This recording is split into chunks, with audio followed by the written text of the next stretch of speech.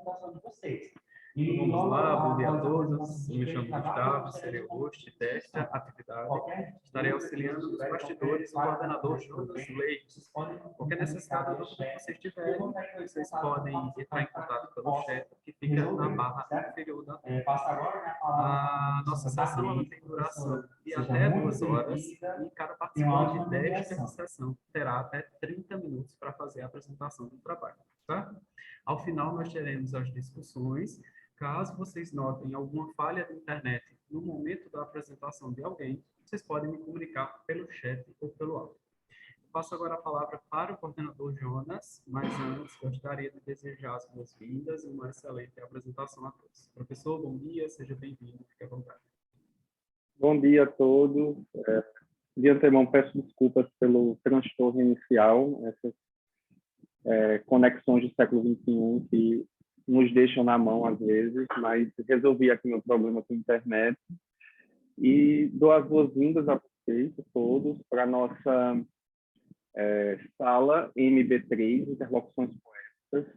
Temos aqui 3 trabalhos previstos para hoje e vamos começar. Paulo está mais aqui, Eric também, nós não temos. Márcio está aqui?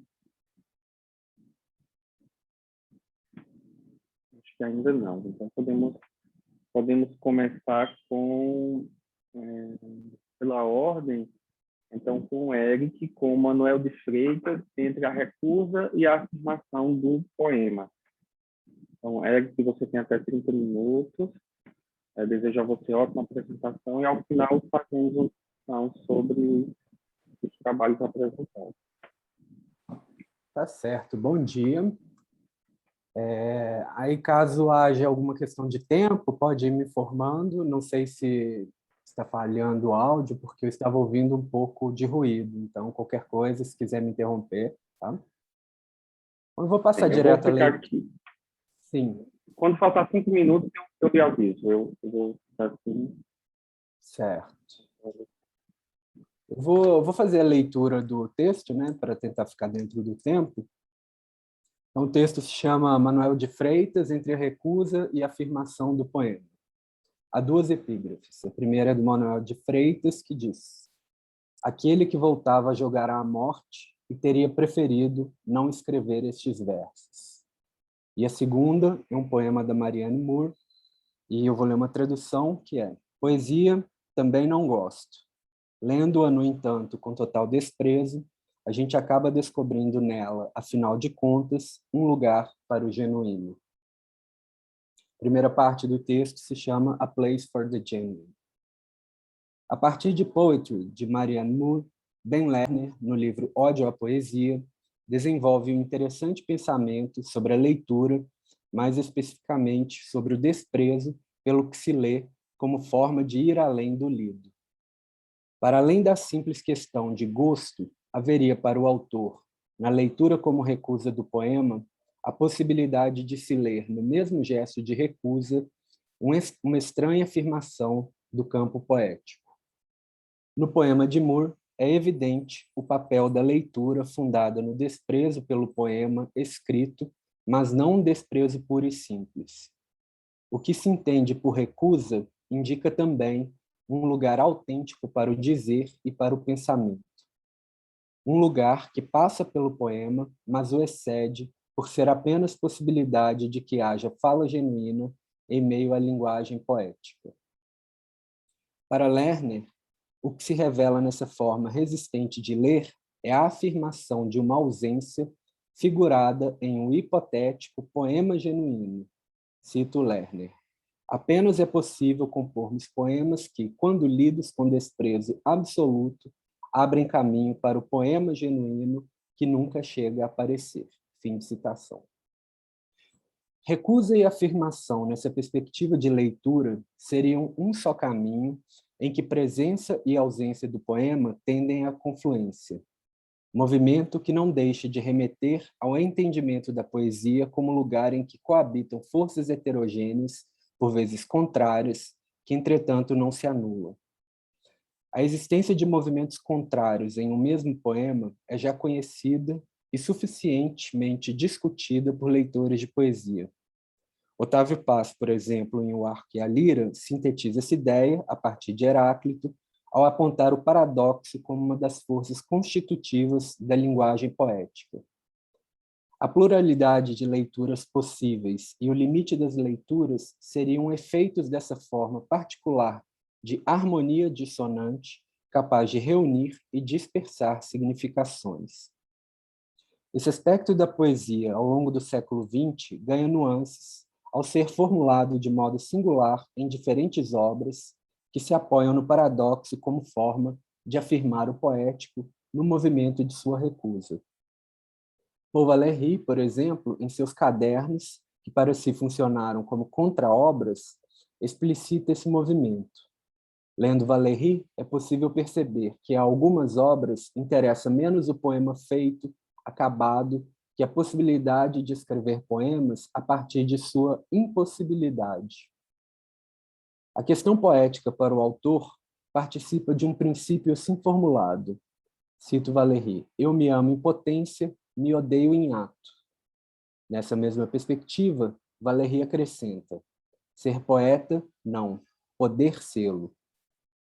O poema que interessa seria, portanto, uma virtualidade, uma potencialidade apenas vislumbrada nos escritos que, por vezes, se concretizam. Em nome da possibilidade de continuar a escrever poemas e, a partir deles, fazer-se poeta, uma série de poetas do século XX, cada um a seu modo, parece trazer em suas obras a marca dessa forma particular de recusa, a qual instaura um horizonte de possibilidades de que haja poemas. Recusar o poema e escrever o poema seriam, no limite, um só movimento, tensionando os contrários. A recusa, nessa acepção, além de instaurar a possibilidade de que haja poema, tem como um de seus efeitos a figuração de poetas que são como existências desviadas de seu suposto lugar de criação. Fruto da recusa tensionada ao que se escreve, Paul Éluard, por exemplo, assim desdobra a situação do poema e do poeta no século XX, no poema Negação da Poesia. O poema é um pedaço do poema, na verdade, um trecho. Toda a angústia, todo o tormento de continuar vivendo a ser ausente e a escrever este poema no lugar do poema vivo que não escreverei. O sujeito poético, dividido entre presença e ausência de si, é correlato do poema que se escreve na ausência do poema vivo. Pode-se entender que o poema que se escreve é apenas indício de que não há o poema vivo, mas os versos, e a escrever este poema no lugar do poema vivo, sugerem também que o poema escrito instauraria um espaço virtual na ultrapassagem do escrito. Nesse espaço, as palavras hesitam entre o possível e o impossível, entre a recusa do escrito e a afirmação do não escrito, em um movimento aproximável do que funda, no poema de Moore, um lugar para a autenticidade do dizer vislumbrada na leitura. A segunda parte do texto é um verso do Manuel de Freitas, que é: mas não desiste. Desiste até de desistir. Na poesia portuguesa recente, uma obra que responde de maneira muito própria ao impasse entre possibilidade e impossibilidade da poesia é a de Manuel de Freitas. Há, sem dúvida, diferenças entre o pensamento poético da recusa em Valéry e a maneira como a recusa se constrói na poesia de Manuel de Freitas. Também há diferenças significativas entre a obra do poeta português e a poética imagética, herdeira do surrealismo, em Paul Éluard. Talvez sequer se possa afirmar que a obra do poeta português instaure um lugar para a palavra autêntica, já que os movimentos de recusa e afirmação velada, se são perceptíveis em seus escritos, parecem pretender deslocar o dizer da poesia para tons distintos dos frequentes entre alguns grandes poetas da modernidade do século XX. Na poesia de Manuel de Freitas, recursos como a montagem de espaços em linguagem apenas aparentemente realista tendem a gerar a ilusão de facilidade de leitura. Mas nada é exatamente simples nessa obra. Também as citações de uma série de autores podem induzir a equívocos, já que Freitas enreda em sua obra poetas de que muitas vezes se afasta. Por exemplo, se há certa recorrência temática, como a morte, se vai infiltrando na representação do vivido, recurso que não deixe de lembrar a morte no gerúndio de um Herberto Helder tardio, há entre os dois autores grande diferença. Em Helder, o movimento contínuo de morrer nunca se dissocia da potência do dizer vivo, ao passo que em Freitas, o dizer da poesia é já um tanto mortificado, como se todo o escrito fosse já apenas sombra do vivido. Se há alguma aproximação possível, ela se dá não pela força do dizer e pela forma do dito, mas pela citação direta ou indireta como recurso que, como veremos, parece delimitar aquilo de que Freitas se diferencia. Entre recusa e afirmação da poesia, uma regra nessa obra parece ser, mas não, desiste. Desiste até de desistir. Não é difícil chegar a uma estranha forma de afirmação a partir das sucessivas negações. Desistir de desistir seria uma forma menor do movimento da linguagem poética. Uma maneira muito lenta de se mover, um movimento quase imóvel, entretanto capaz de produzir pequenas diferenças entre o dito e os seus efeitos de leitura. Nem pela recusa pura e simples, nem pela afirmação direta do poema que haveria na recusa, Freitas parece indicar que com um poema autêntico, se há algum, não estaria em seus livros. Ainda que, sim, seja o poema a forma eleita para dizer do esvaziamento poético da linguagem e das ruínas do mundo que se vão construindo textualmente. Construindo porque, nessa obra, se o mundo se representa em ruínas, é pela montagem simbólica de ruínas artificiais. O que não deixa de ser mais uma estratégia de escrita que ilude, pelo que diz, o que se passa por trás da cena, entre um e outro poema. Os poemas recusam-se a ser poemas ou falam da recusa do poema. Mas seu esvaziamento, podendo ser fruto de uma legítima forma de ler a época, não deixa de ser uma sofisticada construção de linguagem poética. O gesto de destituição parece ser sempre outro, de difícil captura. Mesmo no horizonte de rebaixamento do poema, da poesia e do poeta, há poemas, e muitos, e poeta, nem sempre a contragosto. E Manuel de Freitas, além disso, é um grande leitor da poesia portuguesa, fato que se atesta nas inúmeras citações e releituras de poetas, não apenas portugueses. Fato é que em seus poemas não faltam ambos os movimentos reconhecíveis em parte significativa de obras poéticas do século XX. A negação da consistência poética de si, do mundo e do próprio poema, que, entretanto, prolifera.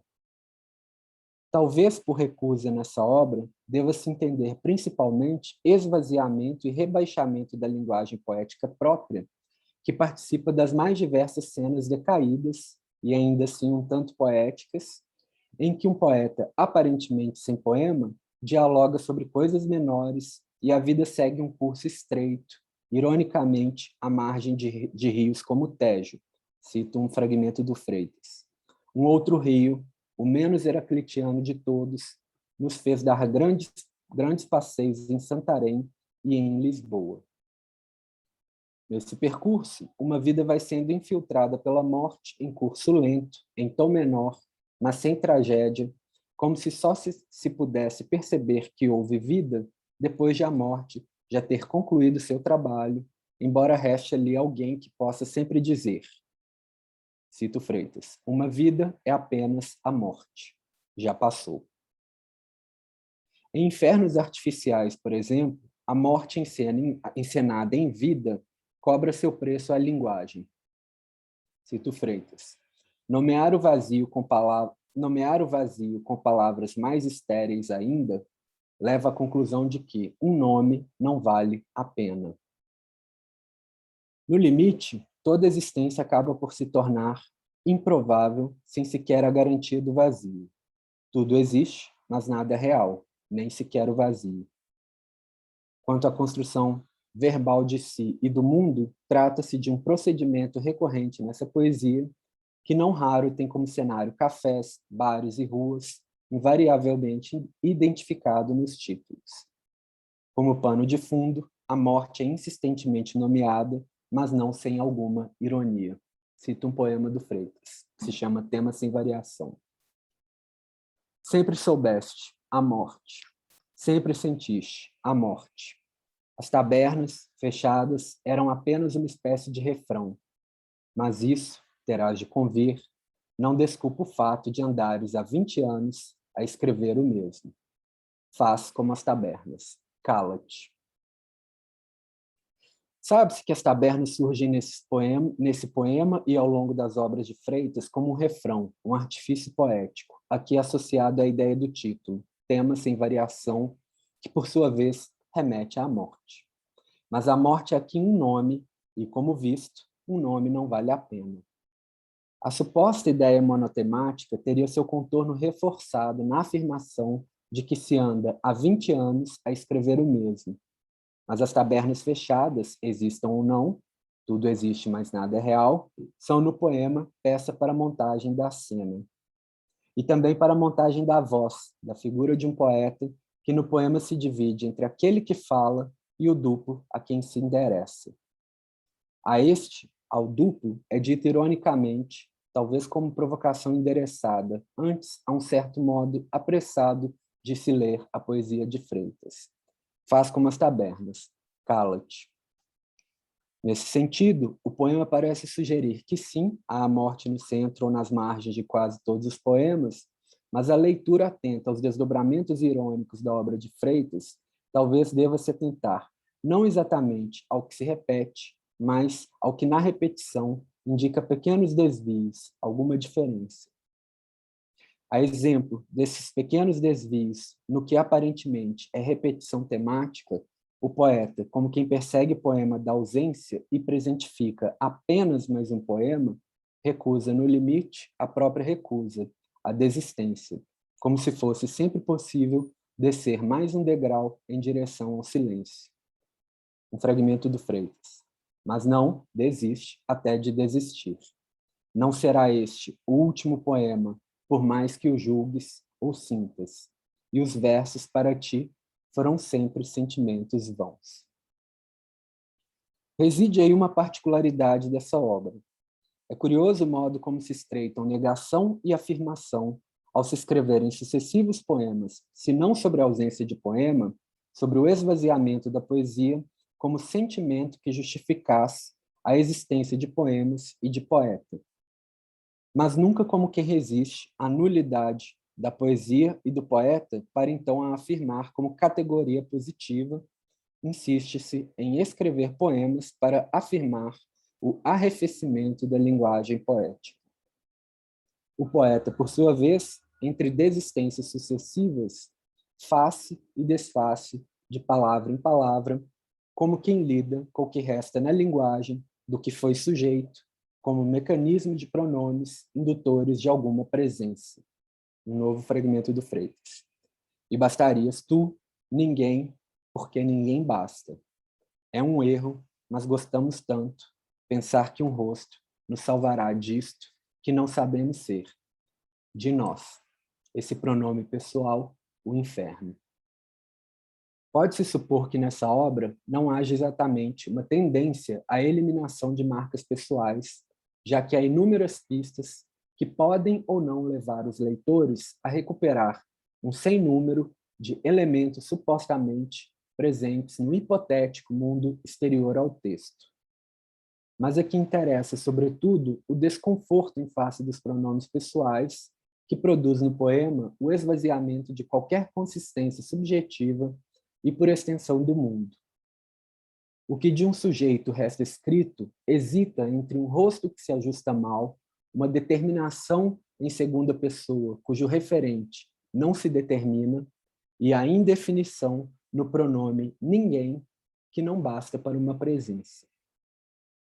de modo distinto da despersonalização subjetiva, que cede à iniciativa do dizer às próprias palavras, para que se funde um texto como metáfora do mundo unificado ou em dispersão, dinâmica recorrente na poesia portuguesa do século XX, de Pessoa a Helder, o que parece ser frequente em Freitas é o desvanecimento e não tanto eliminação ou desdobramento das marcas subjetivas, as quais, assinaladas por esse dano colateral a que chamamos angústia, passam a servir à reconstrução simbólica de uma persona poética dividida entre o que de si resta no poema e o que de si nunca se escreve.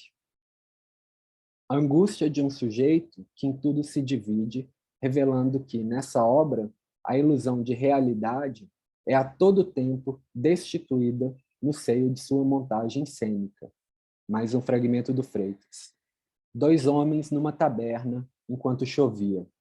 O terceiro era eu, aquele que escreve e não escreve este poema. Fazendo lembrar Sacarneiro, sem que se percam os traços de diferenças, aquele que escreve e não escreve o poema é a existência intermediária, ruína entre o que se representa e o gesto de representar. É como um pilar sem ponte, na angústia de já nada haver que ligue a coisa escrita àquele que, por um momento, a escreveu e dela foi apartado.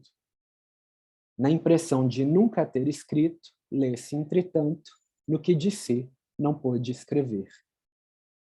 Se essa dinâmica subjetiva dos poemas de Freitas não se confunde com o desaparecimento elocutório do poeta, tal como formulado por Mallarmé, não se reduz de forma alguma a qualquer empobrecimento confessional em forma versificada, visto que nessa obra o mundo e a voz que o compõem são construções poéticas de linguagem tanto conscientes de seus efeitos, em diálogo com o vasto universo literário que participa da construção a frio de um mundo em ruínas.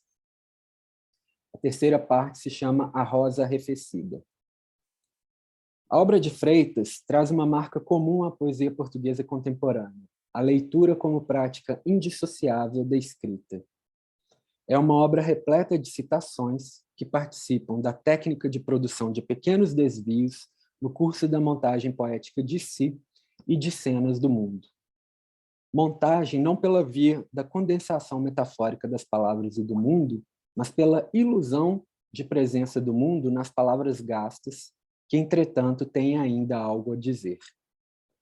A partir do poema Sub-Rosa, veremos, por exemplo, que as referências à poesia de Herberto Helder, mais do que uma homenagem, delimitam o que de mais próprio há na poesia de Freitas.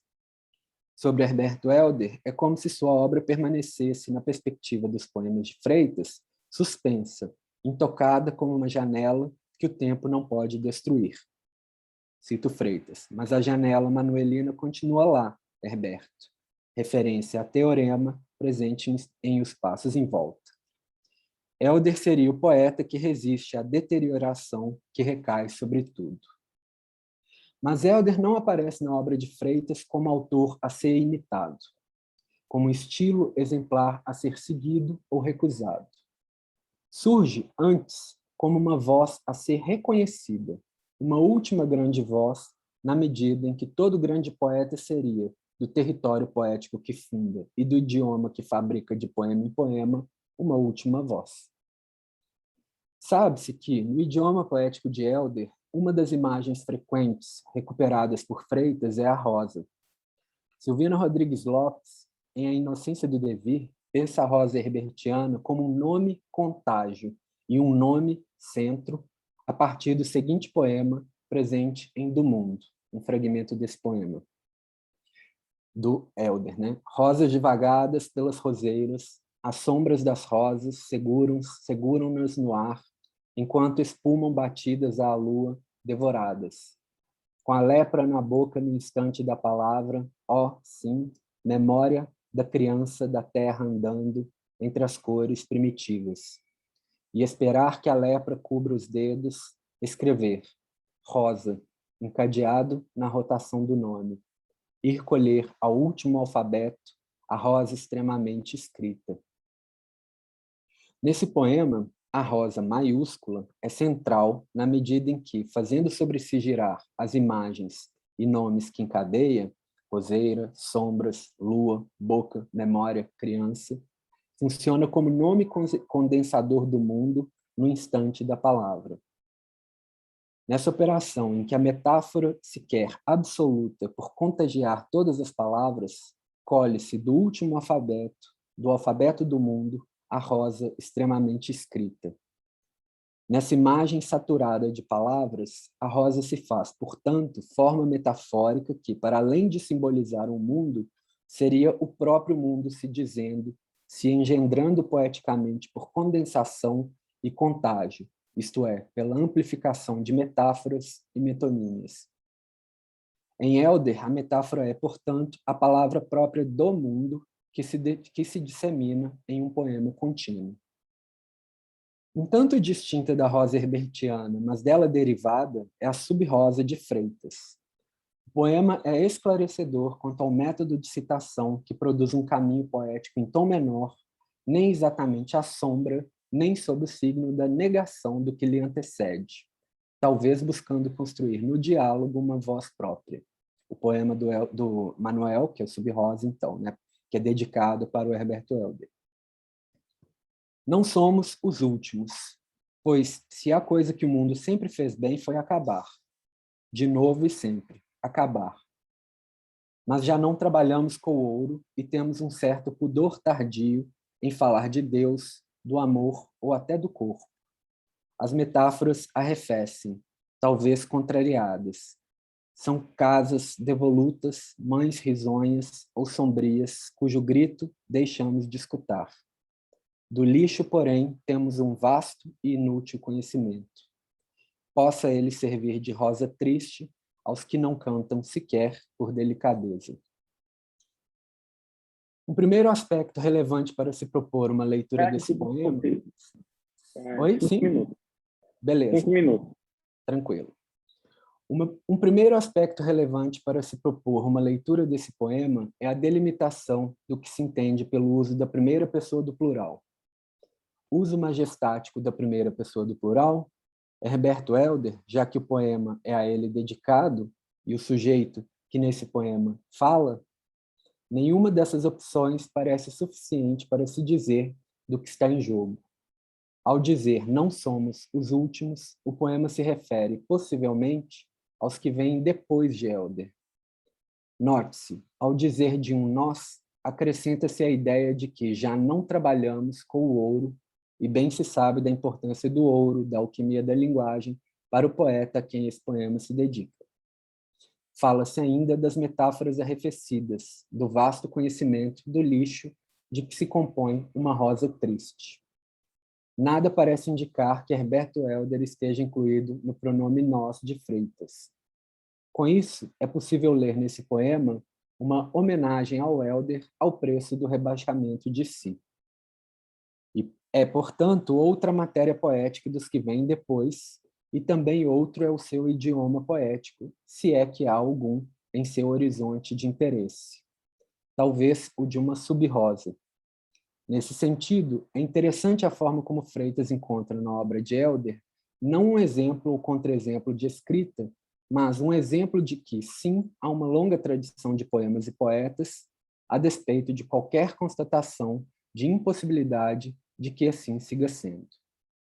A obra de Freitas, após um gesto de leitura e reconhecimento da grandeza, segue para outros territórios em que a potência de dizer arrefece e a metáfora resta como resíduo que da linguagem não se elimina, uma submetáfora. Resta o lixo, a rosa triste, porque esvaziada de sua potência imagética e metafórica de instaurar, poeticamente, o mundo a partir do mundo. Mas o arrefecimento do trabalho metafórico de criação não implica o completo desaparecimento da metáfora nessa obra. Resta ainda a sub-rosa, o entendimento de que a linguagem, mesmo esvaziada de seu teor metafórico, é o que resta para dizer, não exatamente a partir do mundo como potência viva, mas para dizer um mundo em ruínas, para construir a ficção de um submundo que tem, e não tem parte com a experiência com o vivido. Bom, teria mais um fragmento, mas eu acho que eu posso parar por aqui por conta do tempo. Acho que deu para pegar a ideia geral. Você ainda tem 3 minutos, se quiser concluir. Então vou concluir que é rapidinho. É sobre a palavra ausência, né? Em um de seus recentes livros, Shorts, Manuel de Freitas dedica um breve poema em prosa ao diretor e roteirista norte-americano Jim Jarmusch, que em 2016 dirigiu o filme Paterson, baseado na ópera do poeta americano William Carlos Williams, autor de um longo poema publicado em 46, cujo título é também Paterson.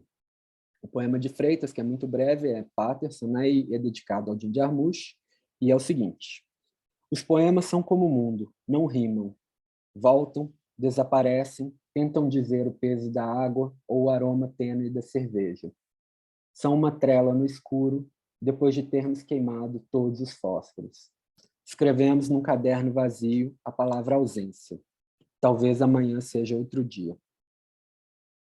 Nesse poema, formalmente prosaico, formula-se um comentário revelador quanto aos procedimentos poéticos de Freitas.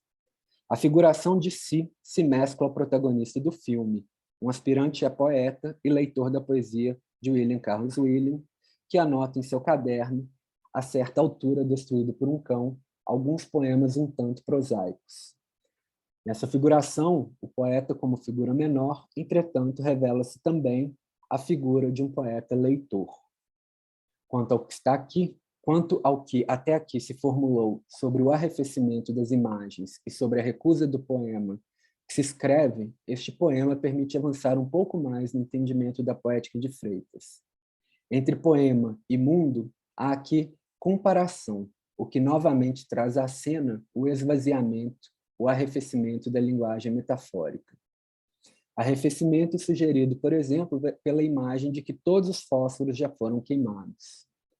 Mas os poemas voltam e desaparecem, o que indica certo saber na obra do poeta português quanto ao fato de que a poesia, como uma trela no escuro acompanhada pela palavra ausência, permanece, ainda que de modo pouco convencional e visível. Fazendo lembrar a vida sem maiores acontecimentos do personagem do filme de Jarmusch, que mais não faz que anotar versos, dirigir um ônibus e conviver com sua esposa e seu cão, a palavra ausência é, no poema português, anotada em um caderno, reforçando o gesto de escrita como presentificação simbólica do que ali não está. A ausência do próprio poema, talvez, ainda que o dia seguinte possa vir a ser outro, para além do registro dual do mesmo e do novo. É possível supor agora que a obra de Freitas indique, para além da negação e da afirmação da poesia, um espaço outro, entre a palavra autêntica e a palavra ausência. Um espaço intermediário para uma fala que se quer menor em escrita, mas não em leitura.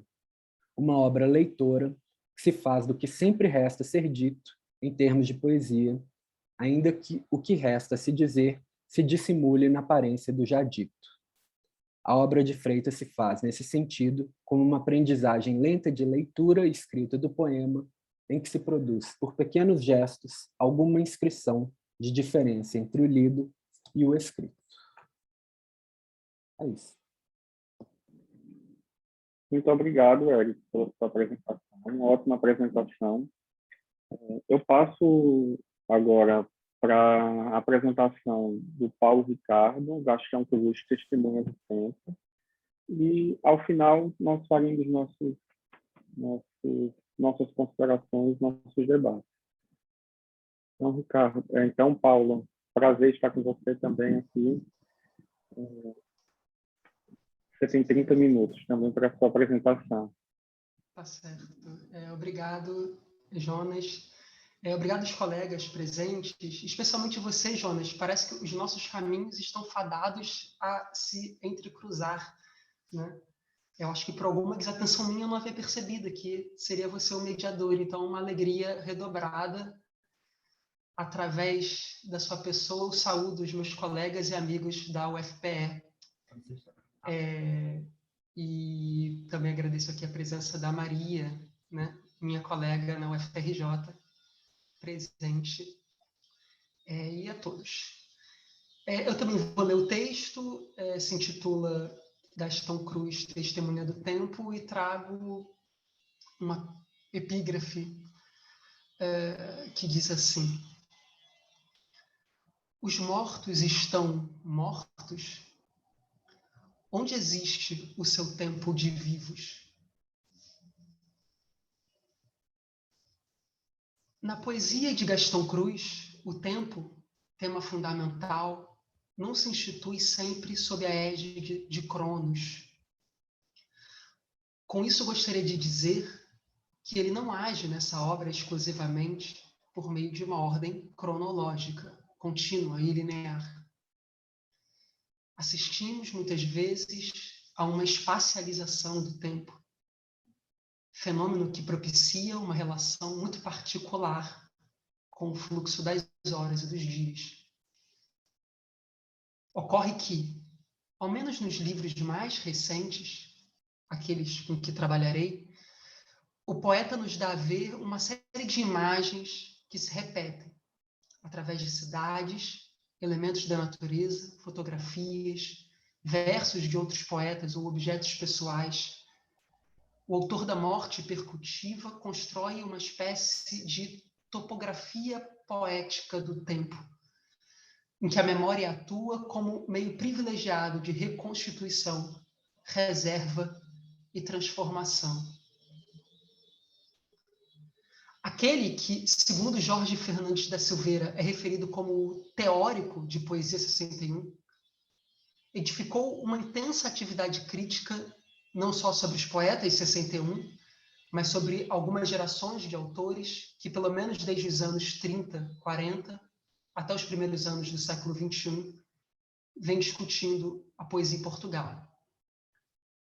Penso que Gastão Cruz, ao longo de suas publicações de textos críticos reunidos, primeiro em seu A Poesia Portuguesa Hoje, depois no atualizado A Vida da Poesia, conseguiu elaborar um vigoroso discurso sobre a ideia de modernidade poética. E enquanto aquele que teoriza o seu tempo, cumpre como que a função de um arquivista, registrando, anotando, preservando e transformando a memória. Bruno Delmas, em sua obra Arquivos para Quê?, nos apresenta uma muito bem-vinda, porque didática, definição de arquivo. Segundo o ensaísta francês, arquivos são, e cito, documentos reunidos por uma pessoa ou instituição em razão de suas necessidades, formando um conjunto solidário e orgânico denominado fundo de arquivo, conservado para usos posteriores. Tais utilizações são numerosas, diversas, mutáveis e imprevisíveis. A leitura que me proponho da poesia de Gastão como arquivo é, como imagino estar claro, uma noção de deslocamento, já que não se trata de pensar o arquivo enquanto tal, mas como metáfora. Partindo desse ponto de vista, destaco das palavras de Delmas as concepções de documentos reunidos e disposição de um conjunto solidário e orgânico. Há subjacente a essas expressões uma ideia de composição, que gostaria de explorar, pois creio que ela se encontra no cerne da questão poética de Gastão. Se a poesia de Gastão funciona como uma espécie de arquivo, não é por desempenhar o papel especial de conservação, visto que os muitos autores por ele citados sequer precisam desse tipo de amparo. São poetas publicados, em grande parte dos casos, já consagrados. O que a poesia gastoniana faz é organizar um discurso. Ela estabelece um modo de ler a modernidade, no seu e em outros tempos, de maneira a compor, na articulação de diferentes poéticas com a sua escrita, um precioso documento interpretativo do que significou e significa a prática de fazer versos, especialmente ao longo do século XX em Portugal. Bruno Delmas explica que Os arquivos, e cito, né, servem para provar, lembrar-se, compreender e identificar-se.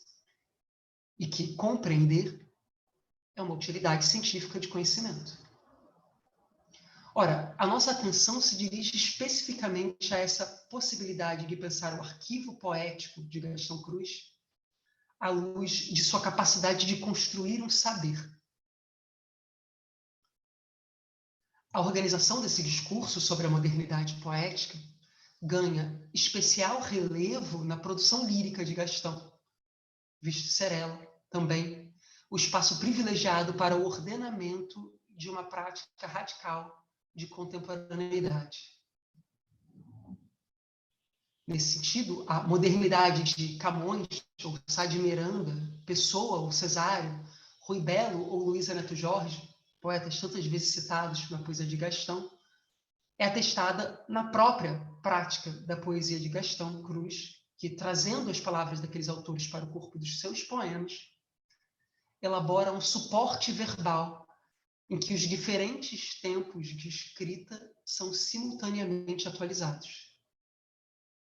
Eis o seu trabalho de composição, exercício criativo que se institui como lugar comum, realização conjunta.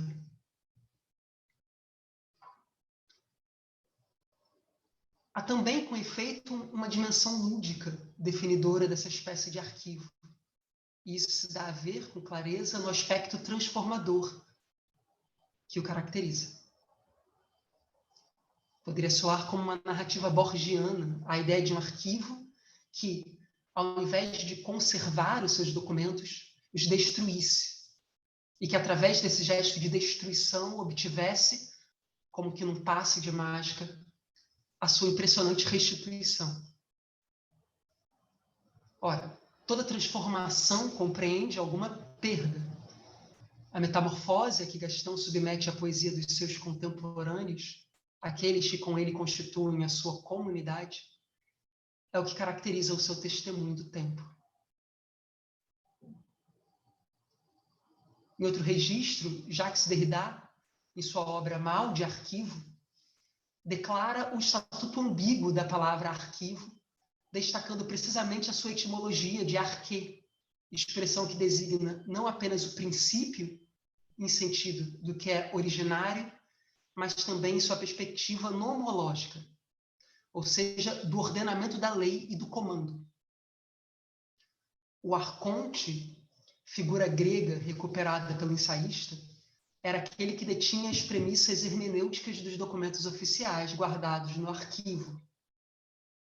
Nesse sentido, era em torno dele, do arconte, que se instituía a autoridade interpretativa dos papéis e ofícios, ou, em outras palavras, da história. Ora, Gastão, enquanto teorizador de uma ideia de modernidade poética em Portugal, faz jus à função do arconte, referida por Derrida, sobretudo porque incorpora essa pequena tradição por ele mesmo, mas não só, instituída na sua própria obra poética. O poeta farense faz-se suporte de uma memória, atestando uma evidente inter-relação da sua atividade crítica com a sua criação ficcional. Derrida faz questão de destacar a importância do suporte, da domiciliação, desse ter lugar dos documentos como processo essencial para a constituição do arquivo enquanto tal. E é considerando a espacialização do tempo na poesia de Gastão que observa o quanto esses lugares da memória são determinantes para a consolidação de uma comunidade interlocutora. Antes de avançar um pouco mais na questão do arquivo, cumpre referir aquilo que designamos por espacialização do tempo. O poema intitulado Visão do Mundo é exemplar da ideia aqui ensaiada, e eu cito, poema que abre a abertura do livro Observação do Verão. Árvores. Luz de julho fez crescer a folhagem. Noto agora a passagem da primavera no seu volume de verdura. Da varanda revejo a adoração dos troncos e dos ramos, vida contemporânea das que passaram. Haveríamos de iniciar a leitura do poema antes pela leitura do título do livro, que lhe dá suporte. Observação do verão. A visualidade, desde já reivindicada pelo gesto contemplativo da fixação do olhar, pressupõe uma relação com a espacialidade, supondo de antemão que não se é dado observar o tempo, dimensão existencial de natureza essencialmente metafísica. Não obstante o empecilho, o título da obra gastoniana, ao demandar uma observação do verão, estação do ano que, como é evidente, demarca um recorte temporal, nos propõe um concreto regime de percepção do tempo, ou ao menos uma confusão entre as esferas temporal e espacial. O tempo, em Gastão, é sentido como dado físico, da physis, nas marcas deixadas por sua ação, que transforma o real, como é o caso da folhagem nas árvores, que da primavera ao verão, isto é, através do tempo, mudam a sua verdura. Essa extensão física da realidade mudada das árvores, no entanto, assinala concretamente a dimensão metafísica do mesmo tempo, pela consciência do sujeito capaz de reconhecer nos troncos e ramos o tempo vivo daqueles que passaram. Ou seja, o passado é o presente na cristalização da imagem em movimento, que é a árvore, simultaneamente considerada elemento da natureza vegetal e símbolo da metamorfose. O olhar sobre o tempo é um olhar que revê. Outra vez te revejo, cidade da minha infância pavorosamente perdida. A referência a Lisbon Revisited. Eis o verbo rever com que Álvaro de Campos refere Lisboa. Ou, se quisermos, o modo como o heterônimo pessoano assinala a angústia da irrevogável passagem do tempo, por meio de um referente espacial. O tempo é marcado por esse segundo olhar, que, em um mesmo espaço, a cidade de Lisboa, não reconhece o olhar primeiro. Em registro similar, Gastão revê nas árvores o tempo. Mas não para lhe destacar a evidente diferença marcada pela transformação das folhagens, mas para assinalar uma surpreendente contemporaneidade daquele que vê com os que antes, porventura, as viram.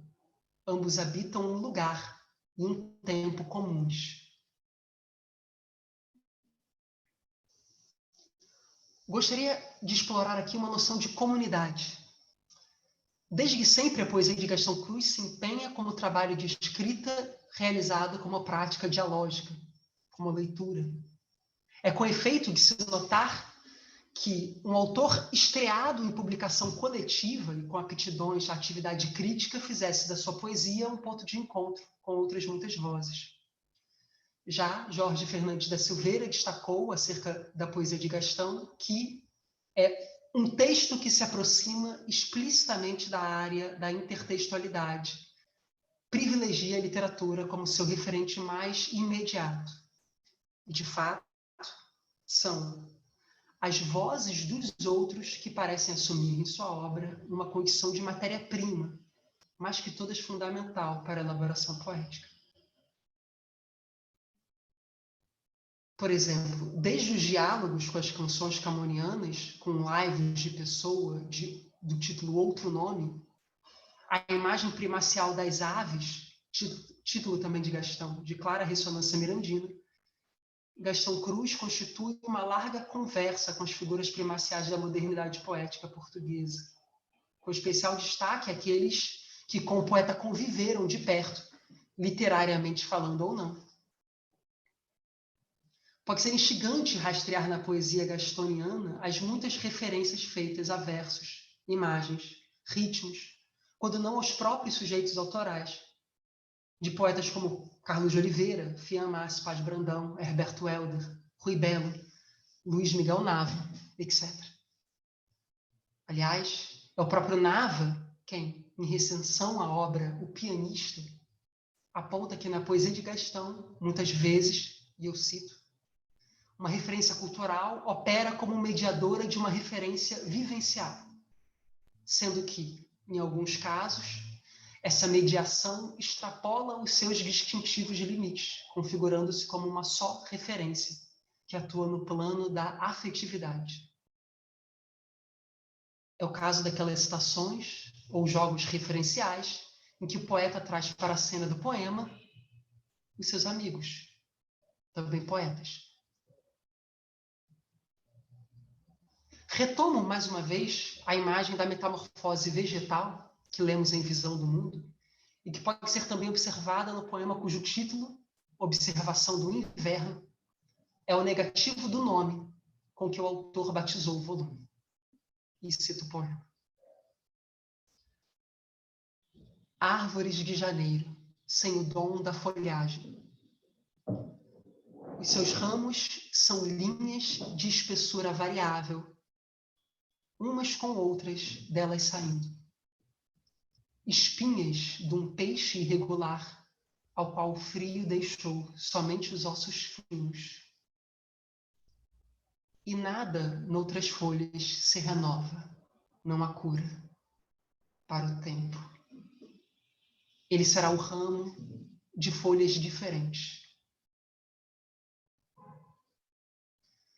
Se o acento de visão do mundo, repousa na possibilidade de rever, isto é, de, em algum nível, recuperar a experiência do passado, em observação do inverno, a irreversibilidade do tempo marca o tom principal. Até porque, no movimento cíclico da natureza, o inverno é a última estação. O poema faz uma alusão, também pela negativa, ao conhecido soneto O Sol é Grande, Cai com a Calma as Aves, de Francisco de Sá de Miranda, onde lemos em seu verso final: e tudo mais renova, e isto é sem cura. A transformação que é negada no texto de Gastão, quando lemos e nada noutras folhas se renova, é contrabalançada por uma ideia de diferença, mas que, em tese, não admite a repetição. Não há cura para o tempo. Ele será o ramo de folhas diferentes. Esses versos revelam que, em larga medida, a repetição, ou se quisermos, a recuperação do tempo perdido, nada mais é que uma ilusão do movimento temporal em contínua diferença. Nesse sentido, os versos de Sá de Miranda estão e não estão no poema de Gastão. Versos que, não por acaso, compõem talvez a mais célebre reflexão poética em língua portuguesa acerca da natureza da passagem do tempo. Ó coisas todas vãs, todas mudáveis, qual é tal coração que em vós confia? Ora, é na mudança que se torna possível a atualização do que já passou. Espécie de sacrifício com o qual o dado passado precisa arcar para se tornar de novo presente. Não é à toa que os versos mirandinos soam no poema de Gastão transfigurados, como os vestígios de palavras ditas há muito tempo. É por isso que, perante a mudança, que é a repetição, diferença, a memória é, porventura, o mais frágil dos instrumentos de captação do tempo. Mas é, de certo, o mais complexo e vivo mecanismo existente para trazer à luz do presente o passado, porque, em si, a memória é também matéria mudável. Em outro caso, o poema O Ar, de Gastão, também presente em Observação do Verão, pode nos ensinar algumas coisas sobre essa dialética da presença e da ausência que rege o trabalho da memória. Ele traz como epígrafe a inscrição: recordando Fiamma e Luiz Miguel Nava, no Jardim Gulbenkian. E eu cito o poema. Numa tarde que excede já o inverno, busco o lugar de outrora, no jardim, onde o ar recupera o dom eterno de voltar a ser jovem.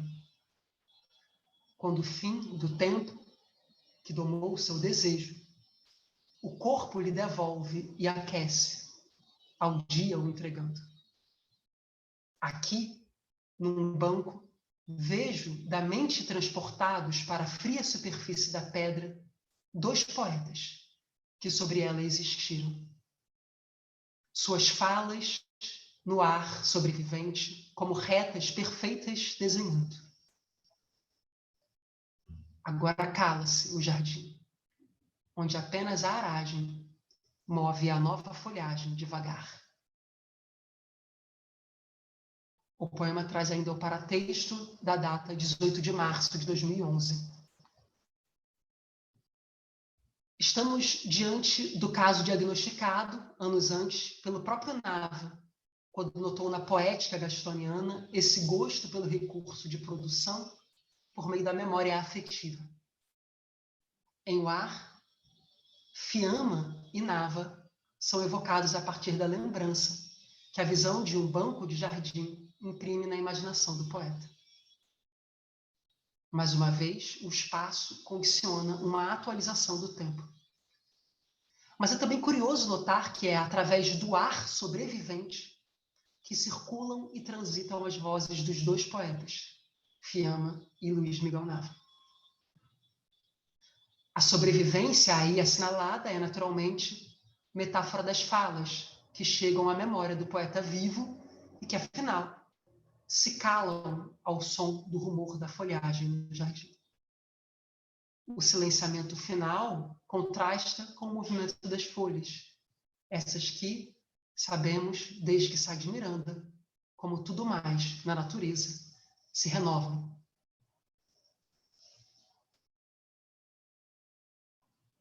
Jonas, quanto tempo eu tenho? Só para eu...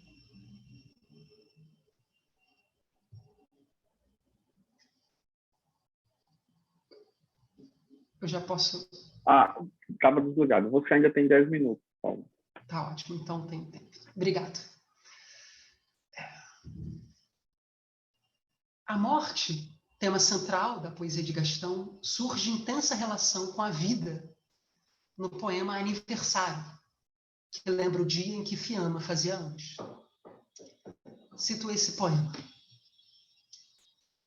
Este dia situa-se no vértice errado do verão.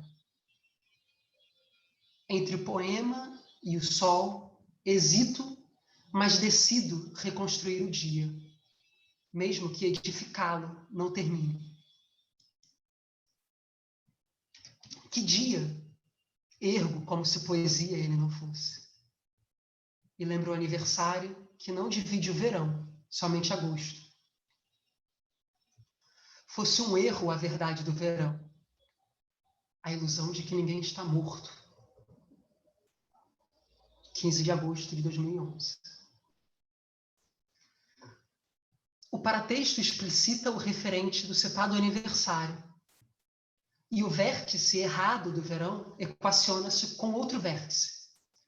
O ponto de tangência entre vida e poesia, em que os versos de Fiamma Aspaz Brandão, presentes em um nome lírico, vêm à tona junto da lembrança do aniversário. Lembro os versos de Fiamma.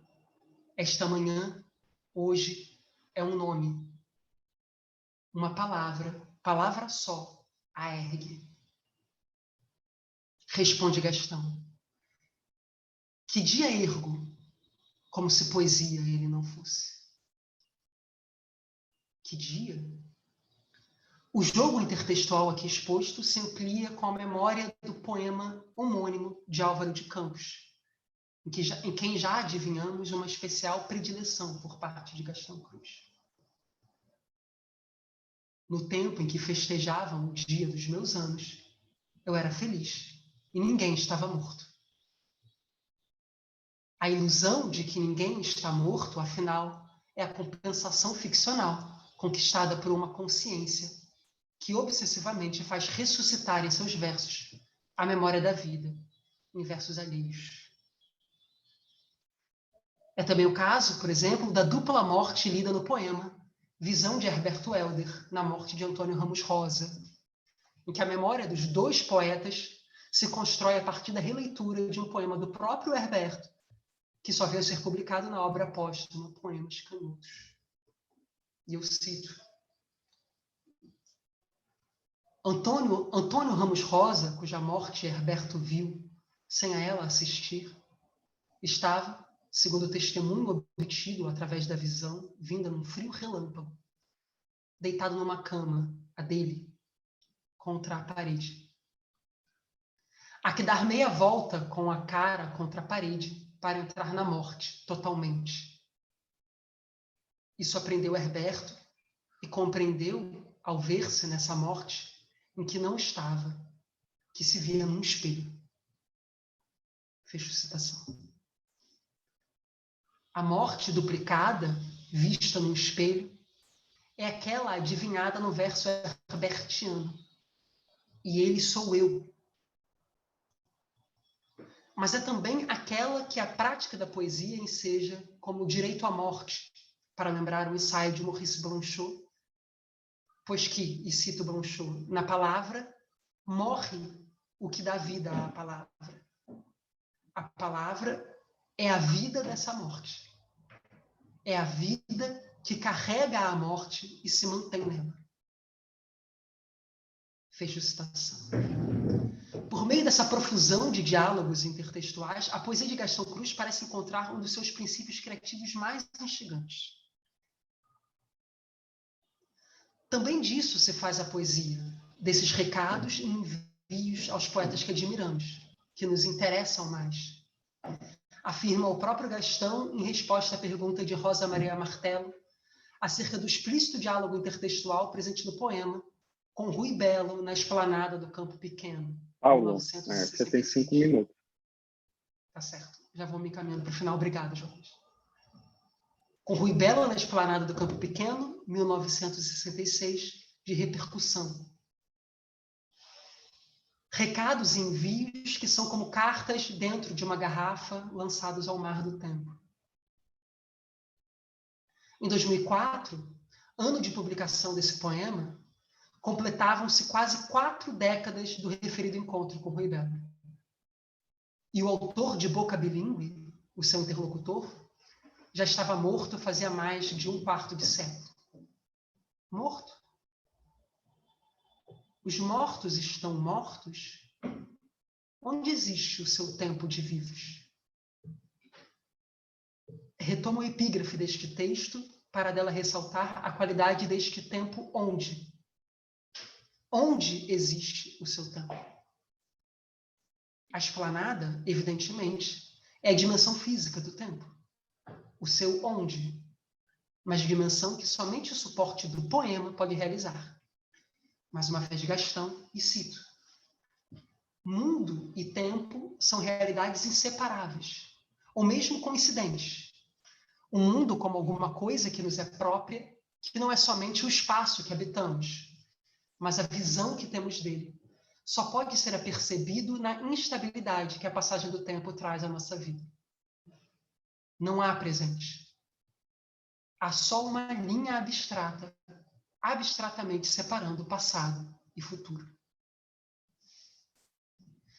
Se há coincidência entre mundo e tempo, se o mundo só é perceptível considerada a passagem do tempo, também o tempo é realidade cuja compreensão e apreensão dependem do mundo.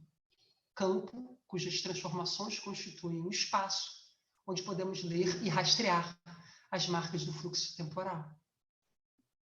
O poema é a visão do mundo, para utilizar o título do Gastão, meio a partir do qual se pode aceder a uma imagem do tempo em suas múltiplas camadas em simultâneo.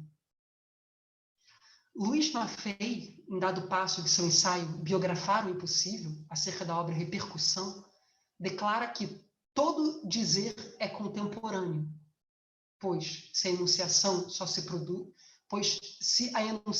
só produz sentido na recepção, toda recepção atualiza o que recebe. A afirmativa do ensaísta tem em vista justamente o empenho intertextual a que a poesia de Gastão se dedica e busca explorar. Sobretudo as possibilidades de essa escrita recompor uma memória autobiográfica. Ora, a dificuldade ou impossibilidade de circunscrever na obra gastoniana um discurso autobiográfico não advém apenas do fato de que, para o autor da Morte Percutiva, o registro biográfico é já exercício ficcional, porque submetido à distância de um regime de representação, mas também do entendimento de que essa escrita se faz, em muitos casos, a partir da palavra de outros. Maffei joga com a ideia de uma tanatografia, ao perscrutar a dialética entre vida e morte no centro dessa poética. Seria o caso de propor uma heterobiografia como meio possível de dizer a vida própria a partir de outras vozes? Grosso modo, em se tratando de poesia moderna, toda escrita é heterobiográfica, porque é aberta a uma alteridade que recusa o eu como centro detentor da totalidade do sentido.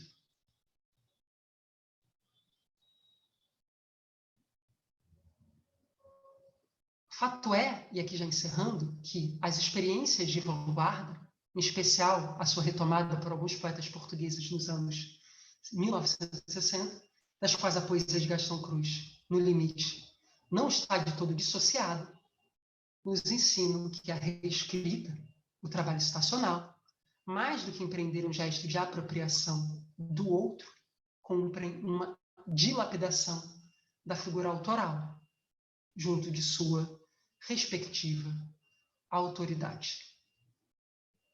E é mais ou menos por aqui que eu encerro mesmo. E é isso. Pronto, acho que já fechou o meu tempo. E eu agradeço. Obrigado. Obrigado a você, Paulo, pela brilhante apresentação. Um texto muito bonito, muito poético. E eu passo agora já a contínuo aos debates, porque o nosso terceiro apresentador não está presente. Nós seguimos um trabalho aqui, A Miséria da Teologia na Poesia de José Tolentino Mendonça, mas o Márcio Capelli não está aqui presente, então eu abro agora a sessão. Temos ainda algum tempo, podemos debater os dois trabalhos que foram colocados aqui. Temos dois poetas contemporâneos que dialogam com outros poetas, então a perspectiva intertextual está muito forte nesses dois trabalhos. Também abro aqui para os que estão assistindo fazerem perguntas. Eu não sei, Gustavo, como é que é feito, se você filtra as perguntas e me passa. Mas, enfim. Eu só queria, para realmente início de conversa, eu não conheço seu poeta, eu fiquei realmente muito encantado por ele, o Manuel de Freitas, é um poeta que eu não conheço. E eu achei interessante aquilo que você chama de ilusão de facilidade de leitura. Eu lembrei muito da Abília Lopes.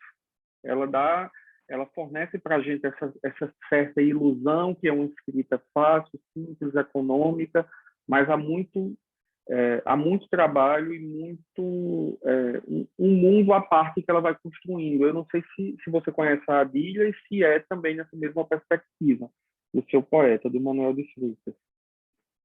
E, Paulo, eu achei o máximo essa leitura sua do Gastão. Eu lembrei muito de um poema que eu gosto dele, que é o Gravura, que lá a ideia da lembrança, a parte final, que foi para mim mais interessante, eu também trabalho com biografias, então você propor essa biografia e a memória de objetos e de coisas, e eu penso em Foucault também, como aquilo que você chama do arquivo como metáfora.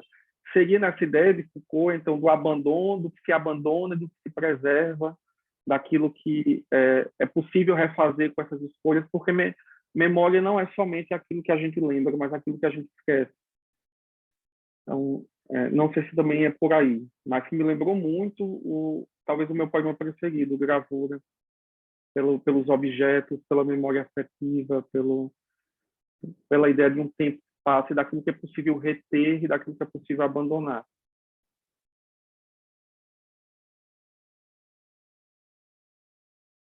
Não sei se Paulo quer comentar antes. Quer comentar antes, Paulo? Não, acho que pode começar por você na ordem, Eric. Aí eu comento Tranquilo. depois. Beleza. Então, Jonas, é isso mesmo, né? Assim, eu acho que tem sim uma proximidade, é possível aproximar, né, a poesia do Manuel e da Adília, assim, embora ali haja, né, principalmente pelos humores, né, eu acho que são poetas um tanto diferentes. Mas essa ideia da ilusão de facilidade de leitura, eu peguei principalmente porque eu comecei a ler mesmo Manuel de Freitas, acho que foi no ano passado. E o que eu comecei a ver é que não faltam são textos que pegam muito, quase por uma referencialidade do dizer, né? Esquece que ali, acho que o Paulo trouxe bem essa ideia do arquivo, né? Esse trabalho do arquivo ele se dissemina na poesia portuguesa contemporânea, né? Então, quando você tem ali citações, ou quando ele situa espaços muito específicos de Portugal, às vezes as pessoas fazem atravessamentos diretos ali, né? Como se fosse uma ilusão cai nessa ilusão de referencialidade com a qual o Manuel joga o tempo inteiro. E acho que, se a gente pensa da perspectiva do arquivo, quando um poeta é chamado ali naquela poesia, ou quando um espaço é chamado, aquilo é sempre para compor uma montagem, né? Que eu não vou usar a palavra ficcional, mas é nesse campo da ficção, talvez, que vai sempre gerar algum desvio na leitura. Então, se as palavras parecem fáceis, o que se compõe no quadro beira o ilegível, às vezes, porque não faltam pistas falsas ali, né? Então, ele é um leitor, por exemplo, do João Miguel Fernandes Jorge, por exemplo, que também trabalha nessa linha, mas o João Miguel a gente consegue, né, encontrar, às vezes, bem a citação, perceber o jogo, né, de reescritura que aquela memória produz, como nas crônicas lá do João Miguel. Agora, quando a gente vai ao Manuel, às vezes a gente não sabe exatamente para onde ele está levando aquilo que ele citou. Às vezes é claro, como nesse poema Sub-Rosa, né? Então, se torna quase legível. Mas ele joga muito com a ilegibilidade que, no entanto, está colocada ali em palavras claras, ou com essa ilusão de referencialidade, porque se a linguagem ali parece realista, a gente tem que lembrar que não tem nada de realismo ali. Então, é contra um pouco essa perspectiva que toma a coisa de uma maneira muito fácil, né? É o poeta que fala da morte, poeta melancólico, né? Que fala ali dos mesmos locais portugueses. Não é bem assim. Então, acho que são poetas que exigem que a gente dê esse salto para além da referencialidade. Então, acho que é por aí que eu pego a questão.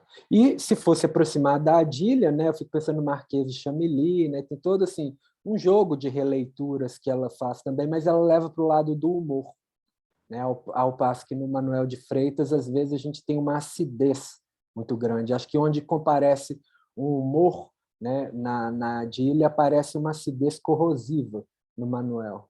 Isso gera uma poética bastante distinta.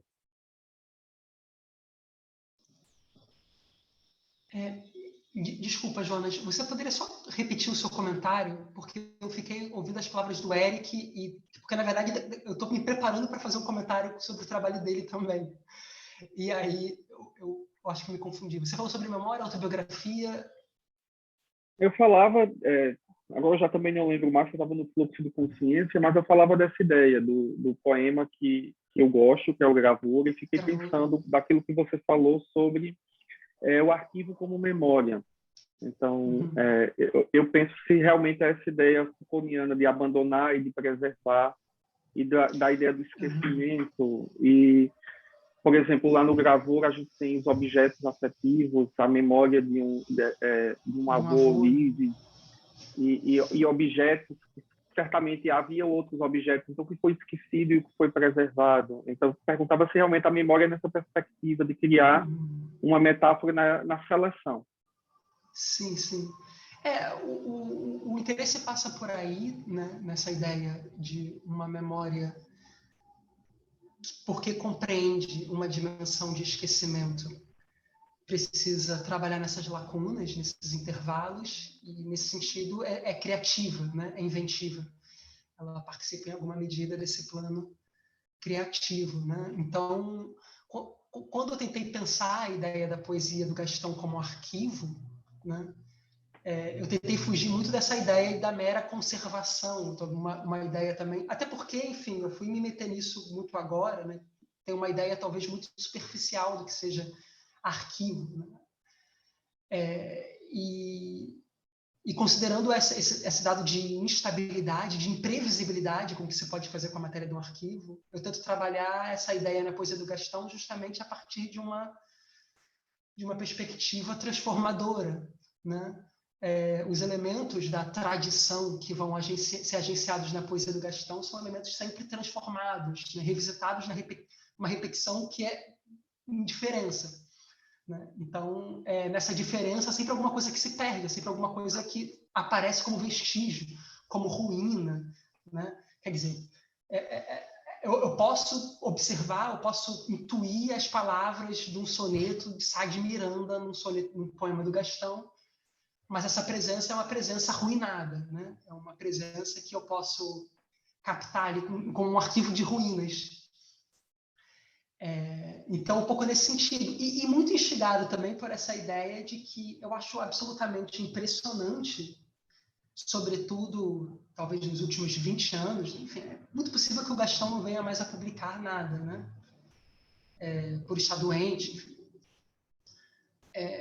Mas, considerando essa produção dos últimos 20 anos, eu acho notável a capacidade com que ele traz à tona para a operação e para a criação dos seus poemas situações, figuras, imagens, versos de outros poetas. Para além do mero jogo intertextual, enfim, como o caso dos poemas que eu eventualmente apresentei. Isso junto da atividade dele de crítico, enfim, portanto, considerando ele como um poeta crítico, me pareceu uma possibilidade de leitura dessa poesia. Ele como um leitor de uma ideia do que seja a poesia portuguesa do século XX. Até porque ele participa desse mesmo movimento.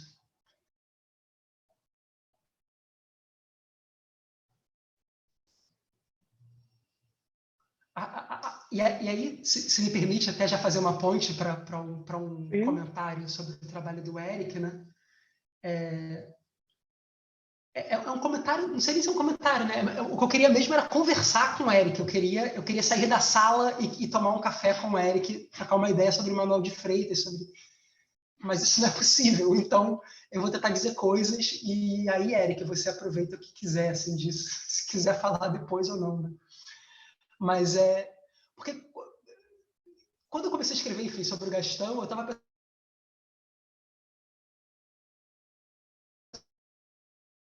Travou?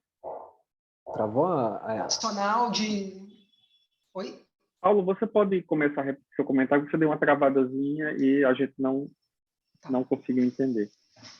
Tudo bem. Então, quando eu estava lá às voltas com a escrita do Gastão, e pensando essa ideia do arquivo, do arconte que traz o Derrida, isso também está muito ligado a uma certa figura de autoridade sobre aquele que é o intérprete da história. Ou seja, o arconte é aquele que tem nas suas mãos os documentos do arquivo, nesse sentido, passando para o Gastão, né? Aquele que é o leitor da poesia portuguesa do século XX, lá. Mas eu quis fugir dessa ideia, não me interessa isso. Quer dizer, mas necessariamente eu esbarro nisso, na figura que ele representa, enfim, alguma tradição já consolidada da poesia. E nesse sentido eu penso o quanto ele lê mal a poesia, por exemplo, do Manuel de Freitas, né? E alguma poesia já mais recente. E eu achei muito curioso, porque justamente o que o Jonas notou, em muitos aspectos, né, os nossos trabalhos, né, Eric, eles estão ali articulando um certo referencial teórico-crítico que é parecido, as referências intertextuais são parecidas, você fala no Herberto, você citou Otávio Paz e Valéry, ou seja, são figuras fortes da modernidade, e o Gastão e o Manuel de Freitas não se bicam, assim, existe essa coisa do... Enfim, para para além da questão de espaço, de poder, ali do universo literário português,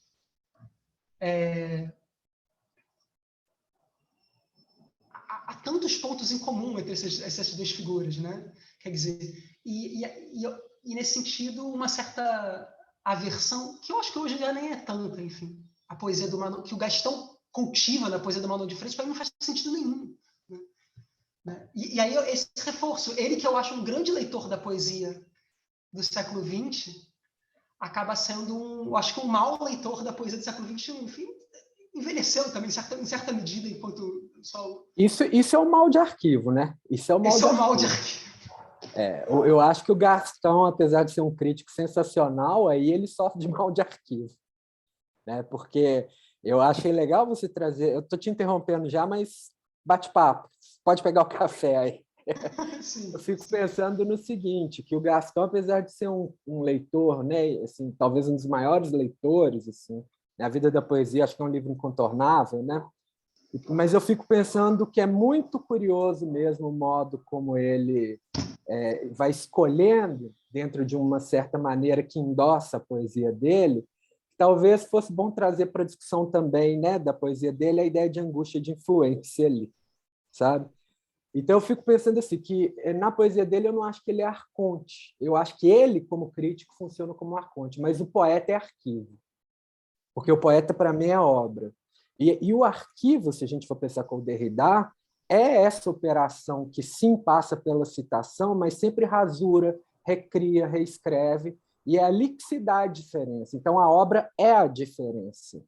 Então escreve-se a diferença de, mesmo esses que parecem às vezes estar à sombra, né? Se o poeta de fato ele escreveu alguma coisa, ele abre e fecha uma porta. Os que vão vir depois vão ter que arquivar, e arquivar é rasurar, é reescrever, mas não pela autoridade, porque se a autoridade aparece a angústia de influência também, é curioso, sabe? É culpa e angústia ali andando junto. Que é um pouco, às vezes, o que a gente vê que o Herberto Helder mesmo tem com Pessoa. Né? Se está o tempo inteiro falando do Pessoa, não larga do Pessoa, mas para dizer que ele pula Pessoa e vai direto em Camões. Isso é um movimento curioso de que grandes poetas fazem. Né? Assim, então, por isso que eu pensei na ideia de angústia de influência, eu acho que dá para dialogar com a lógica do arquivo, porque o arconte é um belo do angustiado, ele quer deter o sentido. Né? É a figura da autoridade. Eu não acho que um poeta fala do lugar dessa autoridade. Né? Principalmente esses poetas portugueses contemporâneos, que o que eles fazem o tempo inteiro é achar a brecha, porque eles são todos grandes leitores, então eles trabalham na brecha das obras anteriores. Né? E para fazer isso, assim, eles vão ter que se medir ou pela angústia ou levar para outro lugar. Eu gosto do João Miguel Fernandes Jorge porque ele parece que não tem muito esse mal da angústia, não, sabe? Ele consegue fazer coisas interessantes, ele consegue, por exemplo, pegar lá as crônicas e fazer um livro, que assim, não vou dizer novo, que essa palavra é meio complicada, mas consegue fazer essa operação de arquivo, né? Se modificar o sentido do que estava lá atrás, abrir uma possibilidade de leitura, né? Então, eu acho que, eu não sei se eu toquei no ponto, se eu avancei na resposta, mas eu penso por aí, né? Que a arconte é bom para o crítico, às vezes, Gastão, mas não para o poeta. Sim. Não, eu vou guardar essa sua intervenção, inclusive, e trazer para o meu trabalho, pensando nisso. Muito bom. Legal. Porque...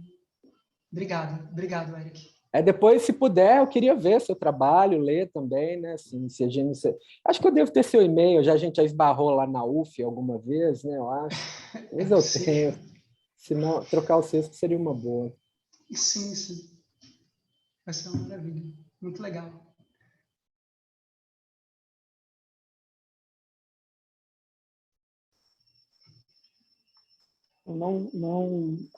Não chegou nenhuma mensagem de pergunta do público que está nos assistindo.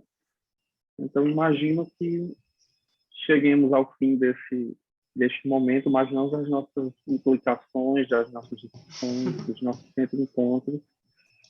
Digo de novo da alegria de reencontrar Paulo em outra circunstância. A gente realmente tem um caminho entrecruzado. E, enfim, Paulo, E, enfim, Eric, todos nós que estamos assistindo, foi um prazer estar com vocês.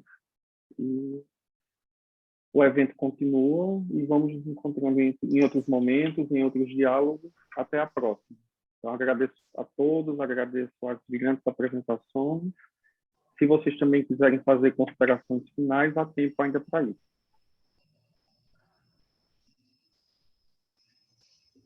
Acho que é só, é isso mesmo. É só agradecer também ao Jonas, ao Paulo, né, pelos comentários aí, e é isso. A gente se esbarra por aí. Sim.